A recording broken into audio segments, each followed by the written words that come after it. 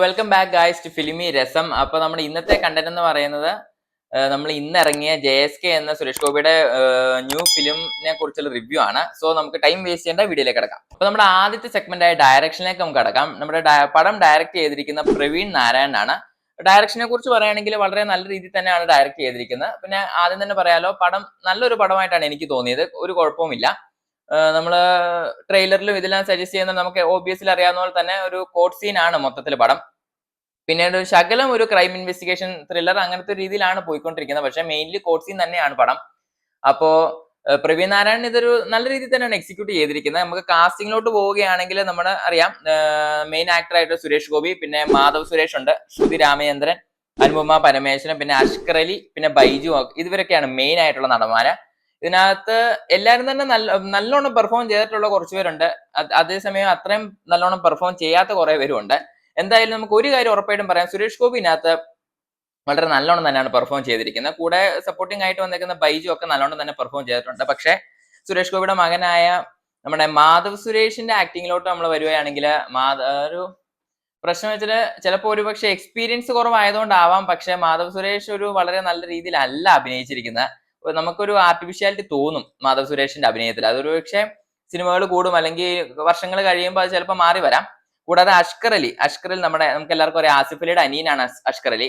അഷ്കർ അലിയുടെ കാര്യം പറയുമ്പോൾ എന്താ പറയാ, അഭിനയിച്ചിട്ടുണ്ട്. പക്ഷെ അതൊരു പെർഫെക്ഷൻ ഇല്ലാത്ത രീതിയിലാണ് അഷ്കർ അലിയും. അതും ഒരു പക്ഷെ എക്സ്പീരിയൻസ് കുറവുകൊണ്ടായിരിക്കും. അത് കുറച്ചാൾ കഴിയുമ്പോൾ ശരിയായി വരും തന്നെ നമുക്ക് പ്രതീക്ഷിക്കാം. ഇനി പിന്നെ നമുക്ക് നല്ല രീതിയിൽ അഭിനയിച്ചിരിക്കുന്നത് ശ്രുതി രാമചന്ദ്രൻ ആൻഡ് അനുപമ പരമേശ്വരൻ, ഇവരൊക്കെ നല്ലോണം തന്നെയാണ് അഭിനയിച്ചിരിക്കുന്നത്. പിന്നെ നമുക്ക് വരുവാണെങ്കിൽ ക്യാമറ, സിനിമാറ്റോഗ്രഫി ഒക്കെ വളരെ നല്ലോണം തന്നെയാണ് ചെയ്തിരിക്കുന്നത്, പ്രത്യേകിച്ച് കോർട്ട് സീനും എല്ലാ കാര്യങ്ങളും.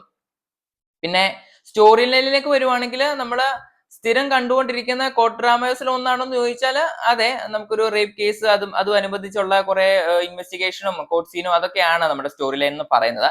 പക്ഷെ എങ്കിലും നമ്മള് ഇതിനു മുമ്പ് സുരേഷ് ഗോപിനെ നമ്മള് വക്കീൽ വേഷത്തിൽ കണ്ടിട്ടുണ്ട്. നമ്മുടെ ചിന്താമണി കൊലക്കേസിലൊക്കെ നമ്മൾ കണ്ടിട്ടുണ്ട്. അതുപോലത്തെ ഒരു സെയിം എക്സാക്ട് പെർസോണ പടമല്ല, ഒരു വ്യത്യാസമുണ്ട്. സുരേഷ് ഗോപി എന്തായാലും നല്ലോണം ആക്ട് ചെയ്തിട്ടുണ്ട്. ആ സെയിം എക്സാക്ട് പടമല്ല അവർ പിടിച്ചു വെച്ചിരിക്കുന്ന, അതിൽ നിന്നും എന്തായാലും വ്യത്യാസമുണ്ട്.